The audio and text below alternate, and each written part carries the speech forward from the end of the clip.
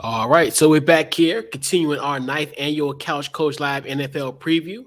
So we gotta definitely talk about the Pittsburg Steelers. So I got my guy Beezley in the building from the Sports and Teens podcast and my off the ball network brethren. What's going on, man?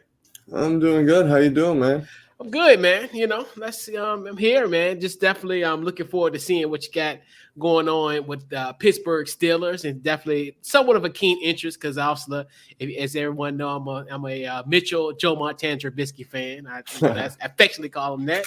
So, before we kind of get to the nuts and bolts and everything, your thoughts on the offseason, and then what do you deem as the Steelers' biggest acquisition?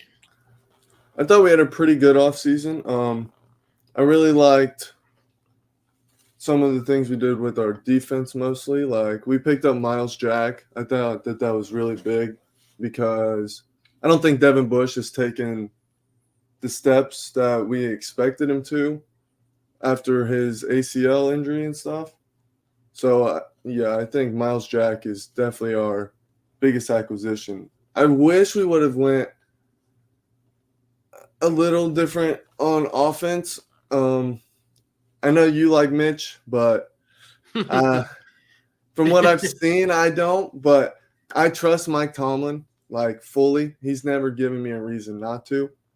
So, and the more that I think about it, the Pittsburgh Steelers haven't really had a mobile quarterback since we had Michael Vick, and that was at the end of his career, and he was like second or third string. So I'm kind of excited to see what Mitch can bring to us in terms of that kind of stuff. But yeah, I don't know. I think a lot of the big moves we made this year, at least in free agency, was the defense. I did like that we drafted George Pickens. I think he's going to be a very good NFL wide receiver. Yeah, big time. And so, what do you deem as the Pittsburgh Steelers' biggest storyline heading into the season? I think it's the quarterback battle. I know it's been I don't know if he's actually said it, but if you're a Steeler and you know how they work, then you kind of know that Mitch is going to be the starter. I just want to know if, say, we're 4 weeks into the season and we're 1-3, and it seems like our offense is going nowhere with Mitch. I wonder how soon he's going to put Kenny Pickett as the starter and just let it ride and see how it goes. Yeah, big time. So, I know you kind of alluded to it earlier as far as the quarterback position and all that, as far as who's going to be jockeying, who could potentially be the starter. So, what's your thoughts on the actual offense itself? Your thoughts, and then also the outlook of the offense for this Pittsburgh Steelers team. I think our offense is going to be based solely around Najee Harris. I think we're going to run the ball 70% of the time. That may be a little exaggerated, but I think we're going to run the ball a lot. And if we're not running the ball, I think we're going to do like little screen passes. I think it's going to be a lot of Najee Harris. I really do. And then maybe as the year goes on, depending on if we're winning, I think we may start seeing some of the wide receivers start standing out. But I think it's going to be a big Najee Harris here. Okay. And also, let's talk about the other side of the ball. Your outlook on the defense. I think our defense is phenomenal. We led the league in sacks last year. I don't see any reason why we wouldn't do it again. I mean, TJ Watt is just a monster off the edge. Him and Cam Hayward on that D-line, and with Alex Highsmith, I think they're going to cause a lot of problems again this year. And our secondary, I really wish we could find a lockdown corner, but I know those are extremely hard to come by. So I liked that we went and got Levi Wallace from the Bills. I think he was a free agent, but he was on the Bills.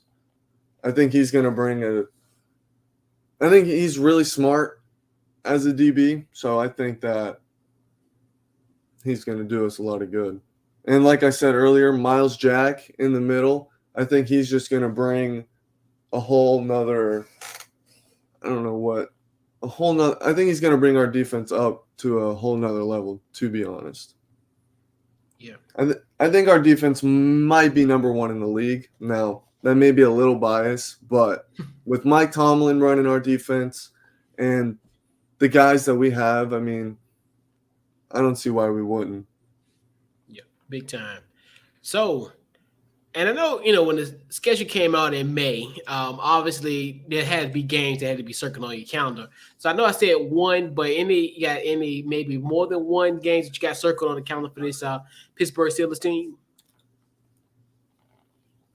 I wish we were playing Cincinnati week 3 instead of week 1, because I think by week 3 we'd be a little more together. But I think I think all of our division games, honestly, are going to be great games to watch, because I think that's when you're going to either see the best or the worst of what we're going to be, especially when we go play the Ravens. We don't play them till late into the season. So by the time we get there, it may not matter. We may be 2-11 or something, but I think because when we play the Ravens, we play the best football. It doesn't matter who's playing. It doesn't matter who's throwing the ball. We come to play against the Ravens. So I honestly think all of our division games are going to be must-see. Absolutely. And let's see. So to ask you the $60 million question, in 2022, the Pittsburgh Steelers will finish? There's so many different worlds that I see whenever I think about this. Like, I see a world where Mitch Trubisky comes in and he doesn't play phenomenal, but he plays good. He doesn't turn the ball over a lot. He makes the simple plays. He's not ever trying to force the issue in any situation, and he's just handing the ball off to Najee most of the time. And I could see us going like 10-6, maybe 11-7.